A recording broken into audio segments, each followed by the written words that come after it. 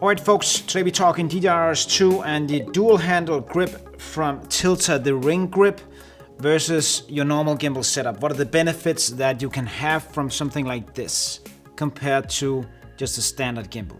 So, here we go.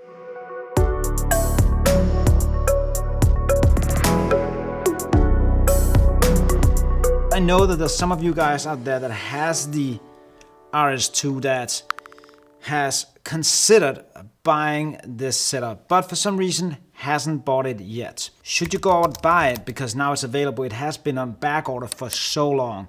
I myself were about to order this one but didn't.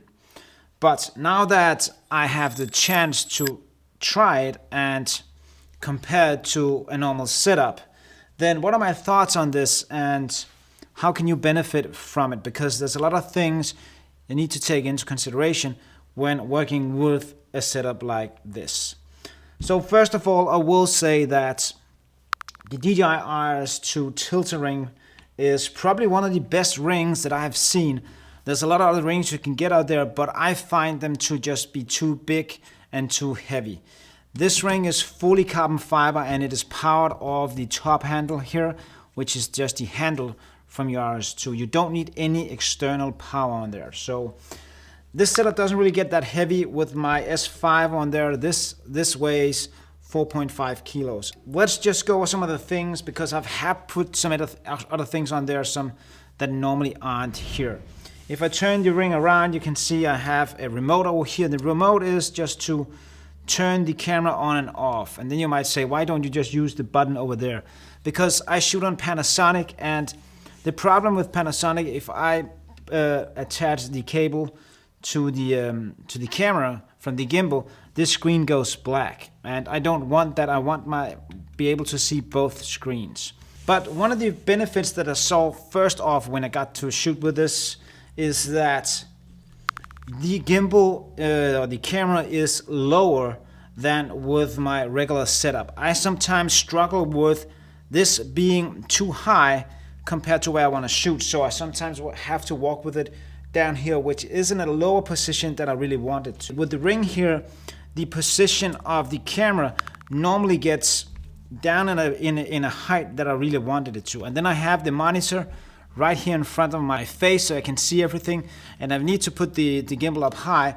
I'm just using the monitor from the actual camera. So with that setup here, it is perfect. And when we're talking dual handle grip, I have the controls I need. I can use the follow focus right here. I can change the modes of the gimbal right here. I can recenter it. I don't have to take my hands off unless I'm changing focal length or adjusting some of the camera settings on the camera. But I would probably do that when I have it on the ground. I would change my settings and then I would take the gimbal up and do the shoot. And one of the biggest benefits of this is that you have a wide posture, and you can see as soon as I pick this gimbal up, I just take it a bit in and my back becomes more straight and my chest opens up. So it's much easier to keep a stable shot with this setup than with a normal gimbal. And you can see the difference when I take this up, or if I hold it down here, which most people does, you can see my shoulders is kind of rounded instead of being tucked back. But if I take the side handle out here, it becomes a bit better. So there's a massive difference in your posture when you shoot with this. I think it's better using a wide dual handle grip. All right, let's talk motion VFX because they're the sponsor of this episode. So I'm not a huge motion graphics designer, so therefore I use motion VFX and been using it for the last couple of years. They are plugins and texts and motion graphics for your videos. So let me show you some of the ones that I use the most. So we take a look at the video here. You can see in the start I have this motion graphics here, and I can go in the inspector here and I can change everything, the text, how fast it goes in and out and stuff like that. One of the other plugins that I also use is the way that I made this intro. This is also from Motion VFX, where I can just add my own footage and it makes this intro. And all these things just helps to kind of level up the production value of your videos. So if you aren't familiar with Motion VFX, I encourage you to go and check it out. There's a link down in the description where you can see some of the things that I use the most. There's some things you cannot do with this that you only can do with your normal gimbal setup. For instance, you cannot put it in 360 barrel roll mode, because if you do that, the gimbal will turn up. You'll see here. There you go. So now it's just pointing straight up in the air, and you will not be able to get anything out of this shot. And if we take portrait mode, for example, you can see that's the same thing. It just points up into the air. So these two modes aren't available when you're using a ring. Then there's another interesting thing, and that is the way that you shoot low mode. Because if you want to shoot low with your normal gimbal, you probably have a backhand, or you will turn the gimbal around. But I have a back handle on the gimbal, so I will put it down like this. But when we shoot low like this, the motor configuration is different than on the standard gimbal. So shooting low with the tilter ring gives much more sense, because all I do is that I take the gimbal and I hold it in the top handle here, and then I can just hold it down low to the ground, and the configuration of the gimbal is in the normal upright mode. So the stabilization of it just keeps much better, and it's much easier for me to just walk with this and just hold it here on the side, or hold it with one hand, just walking forward. So I find it actually better when using this. But then again, as I said, I haven't been able to take it out on a real shoot. I've only done test things, so the real thing just first comes to life when you get to shoot with it in a real situation. How good is it then?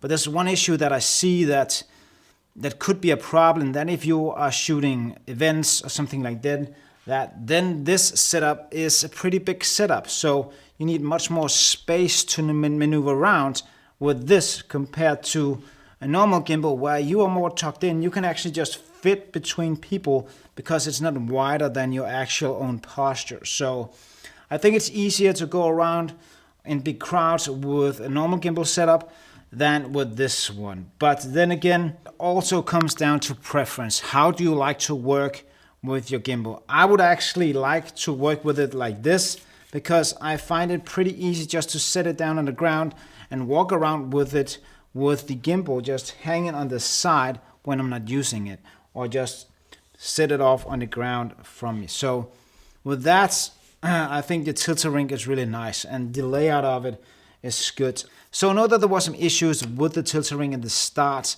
There were some connectivity issues, and also the way the gimbal and the ring was working together. But with this setup I have here in this ring, there's been no issues at all.